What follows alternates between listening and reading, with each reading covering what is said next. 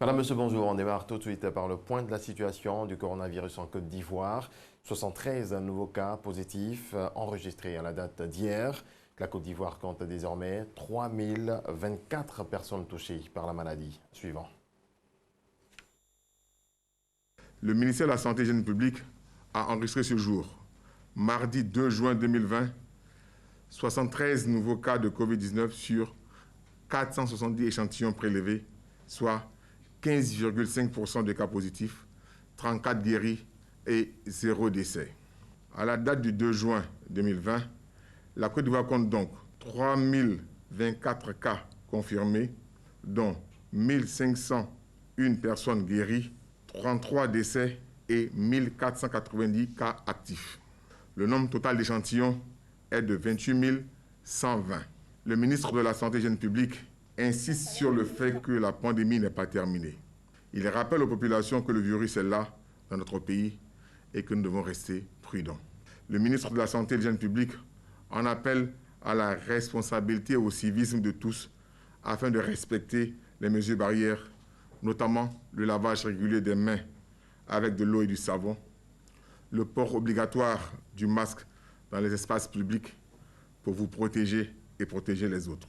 Dès l'apparition des signes tels que la toux, la fièvre et les difficultés respiratoires, n'hésitez pas à vous rendre dans un des centres d'accueil et de dépistage Covid-19 ou appeler les numéros gratuits suivants, le 101, le 119, le 125 et le 143. Cette pandémie a forcément un impact sur les ménages, les entreprises également. L'Institut national de la statistique et le programme de développement, le programme des Nations Unies pour le développement PNUD ont réalisé une première étude. Les détails avec Cheikh Koné.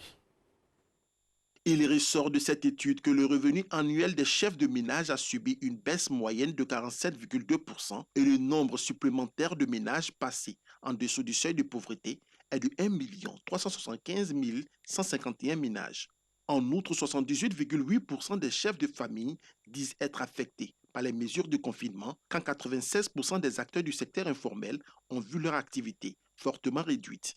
Ces résultats constituent une base solide pour renforcer notre appui au gouvernement dans la mise en œuvre du plan de réponse socio-économique à travers un meilleur ciblage, ainsi que l'affinement et l'actualisation des critères d'éligibilité au fonds de solidarité, au fonds d'appui au secteur informel et au fonds d'appui aux petites et moyennes entreprises dans un souci d'équité et de ne laisser personne de côté.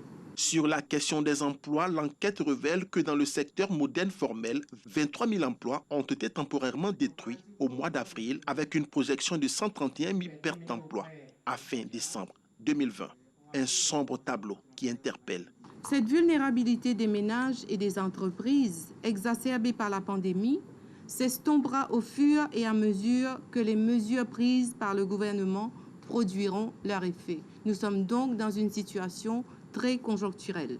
Le programme des Nations Unies pour le développement PNUD a à cet effet dégagé une enveloppe de 500 millions de francs CFA dédiée à des activités de relèvement en soutien au plan de riposte. La ministre du Plan et du Développement a salué l'initiative de l'Agence des Nations Unies. Vos appuis multiformes à la réalisation de ces études et votre présence distinguée ce matin sont le témoignage éloquent de l'engagement de votre institution à lutter aux côtés du gouvernement contre la pandémie à coronavirus. L'étude a été réalisée auprès de 806 chefs de ménage, 468 chefs d'unités informelles et 304 entreprises du secteur formel. Le ministère de la Santé et de l'Hygiène publique a reçu hier 6 000 kits alimentaires et d'hygiène. Ce don du Fonds national de lutte contre le sida d'une valeur de 135 millions de francs CFA est destiné aux personnes vivant avec le VIH en cette période de crise sanitaire. Le point de Salima Toudia.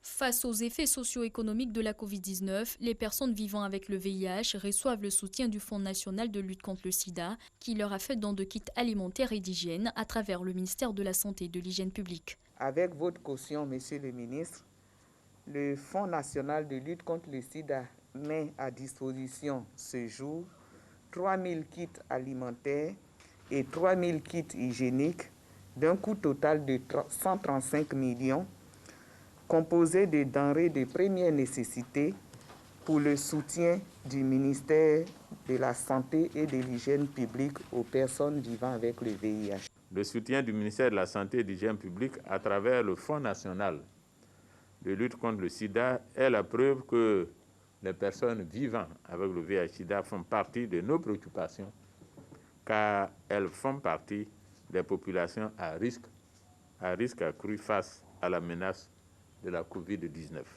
Conscient que le nombre de kits reste insuffisant pour plus de 28 000 personnes vivant avec le VIH encadrées par les réseaux au niveau d'Abidjan, le Fonds national de lutte contre le sida a engagé le plaidoyer auprès du comité de gestion du Fonds spécial de solidarité Covid-19 afin d'obtenir davantage de moyens pour couvrir le maximum de personnes vivant avec le VIH. Dans le reste de l'actualité aux États-Unis, après une nuit de troubles et d'affrontements avec la police dans les villes américaines, les manifestations se sont poursuivies hier pour dénoncer le racisme, les brutalités policières et les inégalités sociales. Au moins 60 000 personnes ont rendu hommage à George Floyd, l'Afro-Américain mort par asphyxie à Minneapolis lors d'un rassemblement pacifique à Houston, où il a grandi et où il doit être enterré la semaine prochaine. La mort de George Floyd a fait ressurgir cette affaire en France. Un jeune homme noir de 24 ans, Adama Traoré, mort en 2016 après son interpellation. Malgré l'interdiction prononcée par le préfet de police, des milliers de manifestants se sont rassemblés devant le TGI de Paris. L'appel à ce rassemblement a été lancé par le comité de soutien à la famille d'Adama Traoré, suivant la réaction de cette manifestante. Ce qui se passe aux États-Unis aujourd'hui fait écho avec la France. Ce qui se passe aux États-Unis a malheureusement mis de la lumière sur ce qui se passe en France. C'est un rassemblement qu'on fait suite à tous les événements qu'il y a eu la semaine dernière. Celle qui arrive juste avant, c'est la mort de George Floyd, cet homme noir, notre frère, qui va mourir avec des scènes horribles et des scènes qui vont en tout cas se calquer sur la mort de mon petit frère. Ils ont subi un plaquage ventral. Adama a pris le poids de 3 gendarmes sur lui. George Floyd a pris le poids de 3 policiers sur lui. Ils ont eu les mêmes mots. Je n'arrive plus à respirer, je n'arrive plus à respirer. Voilà, l'actualité s'arrête ici, mais vous aurez d'autres informations dans la suite de cette émission, présentée aujourd'hui par Alix. Merci.